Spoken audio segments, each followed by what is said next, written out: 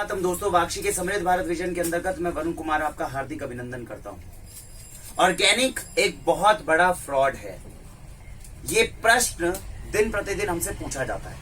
आज की इस वीडियो में हम समझेंगे कि ऑर्गेनिक क्या एक फ्रॉड है या सच में कोई एक अच्छा काम करने की कोशिश चल रही है देश में। एग्जाम्पल लेते हैं दो लोगों के बीच में। देखिए, दो लोग हैं।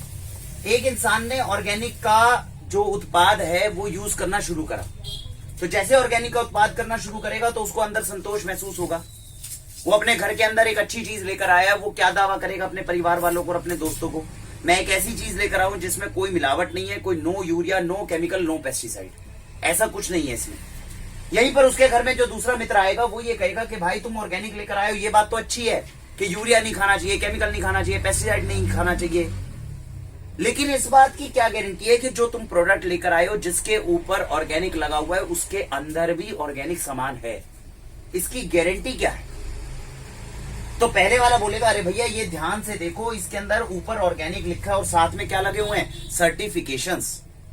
यूएसजीए का सर्टिफिकेशन है, जैविक भारत का सर्टिफिकेशन है। इतनी सारी बड़ी एजेंसीज इनको प्रमाणित करती है कि ये ऑर्गेनिक है, इसलिए ये ऑर्गेनिक है। तो दूसरा दोस्त फिर तर्क देगा अरे भैया दुनिया के अंदर ऐसा कोई सर्टिफिकेशन है जिसको खरीदा ना जा सकता हो? आज हम लोग बैठे हैं, हम लोग जाकर अगर कोई सर्टिफिकेशन अपने भारत के अंदर लेते हैं, क्या लेना इतना मुश्किल है? 100 रुपए नहीं लगेंगे, 1000 रुपए लग जाएंगे, सर्टिफिकेशन मेरे पास आ सकता है। तो सर्टिफिकेशन खरीदे जाने के बाद में क्या ओरिजिनल प्रोडक्ट आ जाएगा? नहीं। तो दूसरा इंसान फिर तर्क देगा कि भैया अगर ये सर्टिफिकेशन खरीदने इतने आसान होते तो देश में तो बहुत बड़ी बड़ी कंपनी है, पतंजलि है, डाबर है, अमूल है, सारे हैं। ये ऑर्गेनिक सर्टिफिकेशन क्यों नहीं लगा के बेच पा रहे? कुछ ही कंपनियों के पास ऑर्गेनिक सर्टिफिकेशन क्यों है, बाकियों के पास क्यों नहीं है? फिर दूसरा तर्क देगा भाई ये इसलिए नहीं बेच रहे क्योंकि इनको जरूरत नहीं है, जिस दिन इनको जरूरत होगी ये ऑर्गेनिक सर्टिफिकेशन लेना बाएं हाथ का खेल है। एग्जाम्पल के तौर में दावत जैसी बड़ी कंपनी जो ऑर्गेनिक सर्टिफिकेशन के साथ में मार्केट में आ चुकी है और अब अपने ऑर्गेनिक उत्पाद लेकर आ रही है। इस डिस्कशन का अंत नहीं है और डिस्कशन के बाद में अगर आपके दोस्त के साथ में आपकी बात हुई तो निष्कर्ष क्या निकला कि ये जो पैकेट में लेकर आया हूं जिसके ऊपर ऑर्गेनिक लिखा है इसमें सच में ऑर्गेनिक है या नहीं है। अगर ये ऑर्गेनिक नहीं है तो मैंने उसी एक पर्टिकुलर चीज के 2 गुना ज्यादा पैसे दे दिए।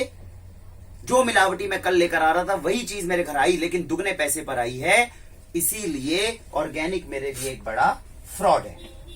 तो जो हमारे पास में अब पैकेट आया है जिसके ऊपर ऑर्गेनिक लिखा है, जिसके लिए मैंने 2 गुना पैसे दिए हैं, किस चीज के लिए पैसे दिए थे? कि मेरे खाना जो है वो बिल्कुल शुद्ध होगा, 100% प्योर होगा, जिसमें यूरिया, केमिकल, पेस्टिसाइड नहीं होगा। और अगर उसी चीज के ऊपर प्रश्न चिन्ह है तो कहीं ना कहीं मैं अंदर से महसूस करता हूं कि मुझे लूट लिया गया। मैं एक ट्रैप के अंदर था, उस ट्रैप से केवल दूसरे ट्रैप के अंदर गया हूं। बच्चों को तो सुरक्षित भोजन आज भी नहीं मिल रहा। तो समझदारी के साथ में, क्योंकि दायित्व तो हमारा ही है। कोई हमारे बच्चों को जहर खिलाना चाह रहा है, ये उसका एक कर्म है, लेकिन मेरा फर्ज क्या है कि मेरे घर में सुरक्षित खाना चाहिए। अब इसके लिए प्रयत्न करना तो मेरा फर्ज है। तो दिमाग के साथ, समझदारी के साथ में ये सोचते हैं कि अभी स्टेटस है क्या, ऑर्गेनिक में एक्जैक्टली हो क्या रहा है, और बुद्धि लगाकर समझते हैं कि हमें क्या खिलाना है और कैसे खिलाना है। ऑर्गेनिक का मतलब क्या हुआ? यूरिया, केमिकल, पेस्टिसाइड ये मेरे खाने में ना डले, ये एक मतलब हुआ ऑर्गेनिक का।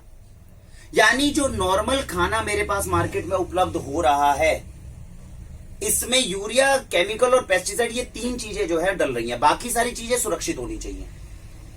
अगर मैं अपने बच्चों को ऑर्गेनिक खिलाना चाह रहा हूं तो उसके लेबल को तो पढ़ूंगा ना। ये तो सरकार भी कहती है इसके लेबल को पढ़ो, जो लेबल पे लिखा होगा वो उसके अंदर होगा। तो अगर ऐसा है तो केवल ये प्रॉब्लम है कि यूरिया, केमिकल, पेस्टिसाइड ये 3 चीजें इसमें डली। अगर ये ना डले तो मैं अपने बच्चों को ऑर्गेनिक भी खिला दूंगा। आराम से बैठ के जरा ये सोचिए कि जो प्रोडक्ट हमारे पास अभी घर में हम लेकर आ रहे हैं उसमें क्या केवल ये 3 प्रॉब्लम है? पार्लियामेंट के अंदर खुद कहा गया है 14 करोड़ लीटर हमारे देश के अंदर शुद्ध दूध का उत्पादन हो पा रहा है, लेकिन बिक रहा है कितना? 64 crore litre. 14 crore litre pure है, 64 करोड़ लीटर बिक रहा है। दूध के लेवल पे क्या लिखा है? शुद्ध दूध। अब जिसके ऊपर शुद्ध दूध लिखा, ऑर्गेनिक तो नहीं लिखा, शुद्ध दूध लिखा है। शुद्ध दूध की परिभाषा है वो गाय से निकलना चाहिए, वो मेरे को मिलना चाहिए, गाय से या भैंस से निकलना चाहिए। क्या वो दूध वही दूध है? यानी शुद्ध दूध लिखने के बाद में अंदर जो दूध डाला हुआ है उसमें यूरिया, केमिकल, डिटर्जेंट डालने की किसने इजाजत दी?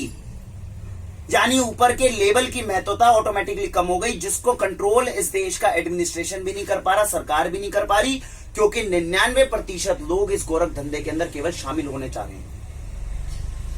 14 करोड़ से 64 करोड़ मिलावट के साथ में जो बन रहा है, इसके अंदर बड़ी बड़ी कंपनियां भी कुछ नहीं कर पा रही।